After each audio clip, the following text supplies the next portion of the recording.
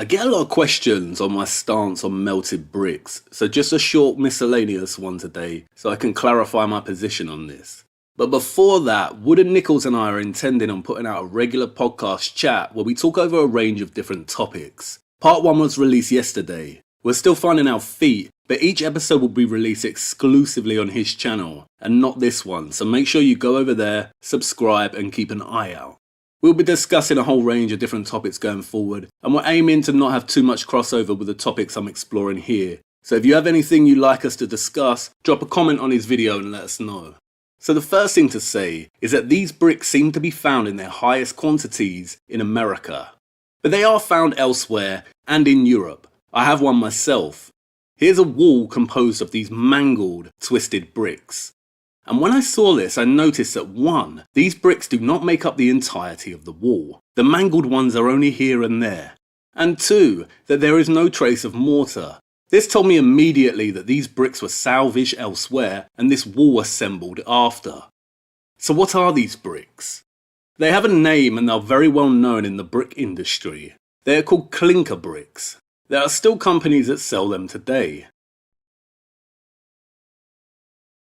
Clinker bricks form when wet clay bricks are exposed to excessive heat during the firing process. They are less melted but vitrified, and it occurs when the wet brick is too close to the heat source. No clinker is the same, it depends on the composition of the metals in the clay.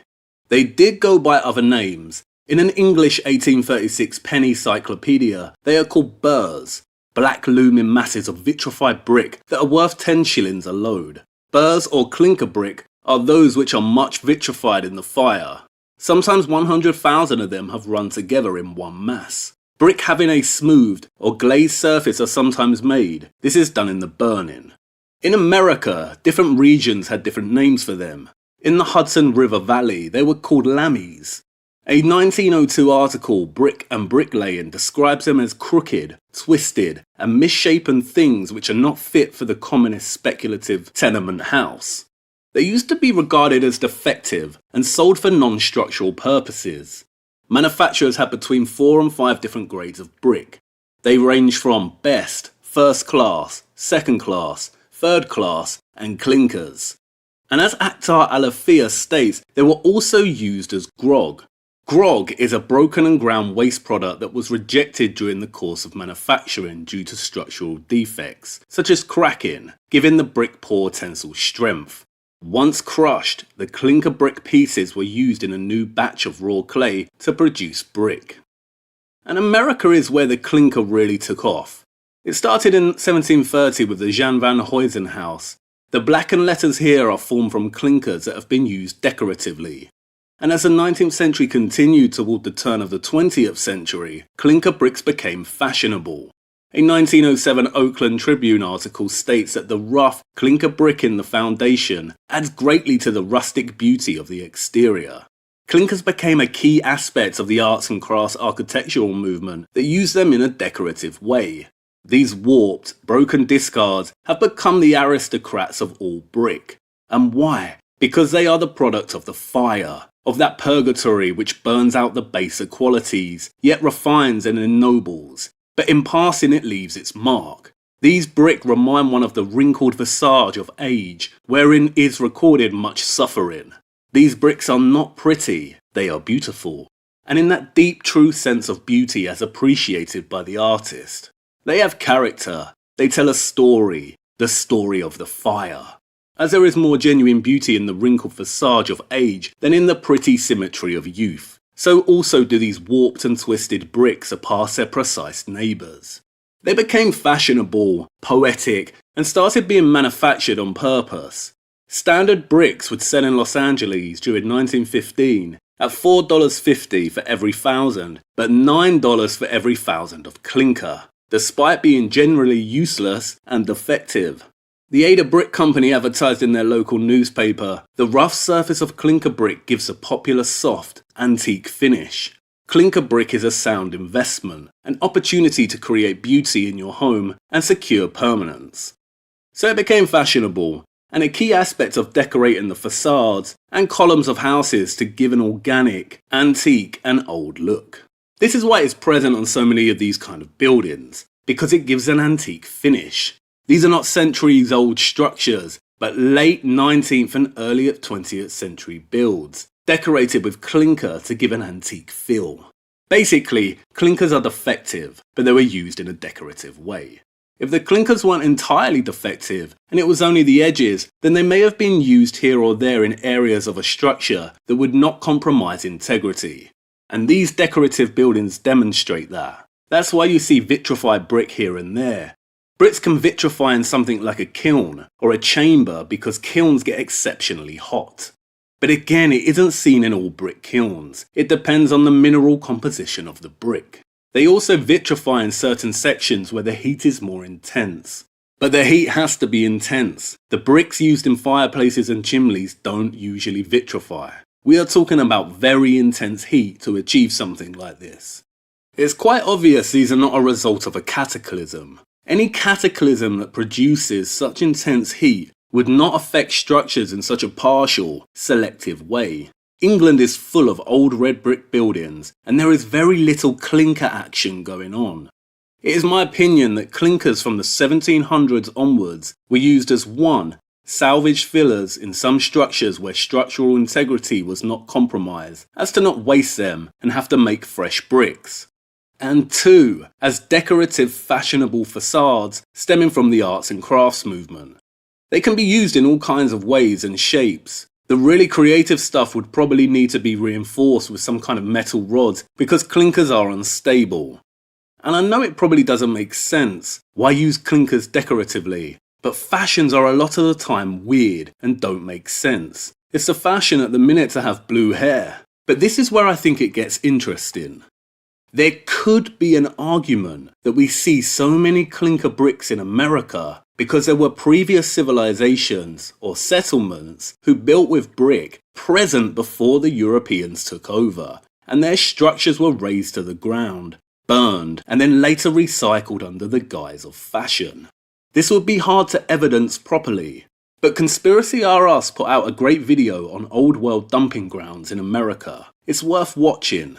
Clinkers could very well be brick remains from previous settlements that they tried to erase by burning. Are there any huge dumping grounds of clinkers? It shouldn't be ruled out. It's true that the best and most economical way to dispose of these bricks would be to turn them into grog or to crush them, but perhaps it wasn't feasible to do this to all of them. And they had to find a way of recycling them, hence the fashion, as a way of reusing them, normalizing them, and covering their tracks. There is a huge research project waiting for someone or multiple people to start documenting the clinkers. 18th and 19th century bricks will often, but not always, carry imprints of the company name on them. Are there any clinkers that carry company stamps? It would require a lot of field work. I'd love to have a go myself, but I don't have access to America. If no imprints are found on clinkers, then in my opinion that provides a good foundation to support the hypothesis that they belong to earlier and perhaps undocumented settlements, structures, and have been recycled. Another potential argument is that the American clinkers are the result of a cataclysm before the Europeans arrived and they have been recycled and reused. But again, any cataclysm of such heat would not partially vitrify and be selective in terms of what areas of the bricks were affected. It would melt everything. Like Wise Up said, there would be no sand in the world. It would have all turned to liquid and solidified after.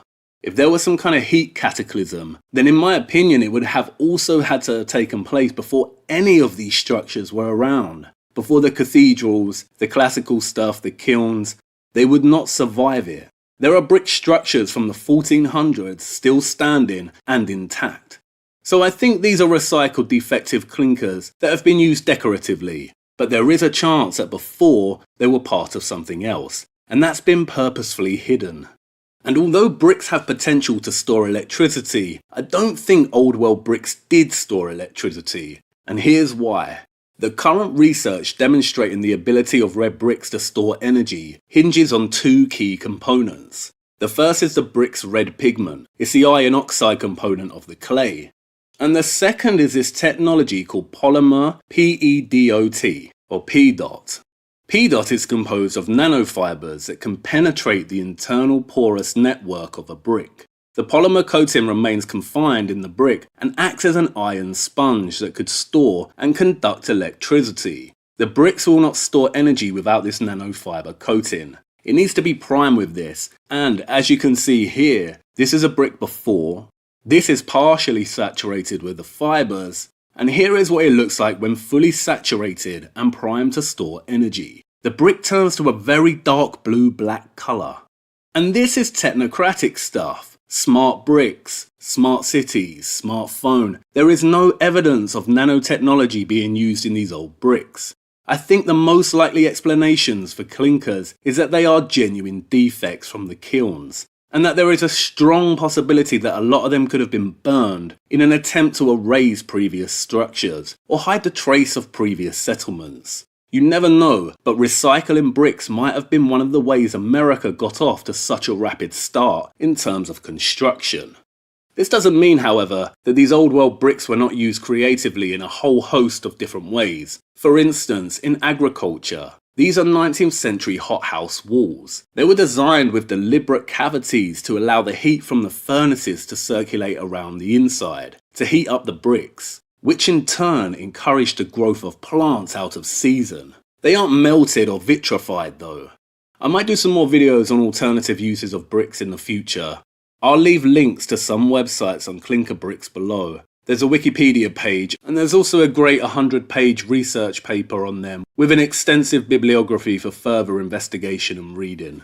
I'll leave it there for today. Remember to go over to Wooden Nickels and subscribe, and I think the next one is going to be a Labyrinth video. It might be Shadow Realm. I've got 2 in the works, but just going a little bit slowly with them, so we'll see. Anyway, keep well and have a good day.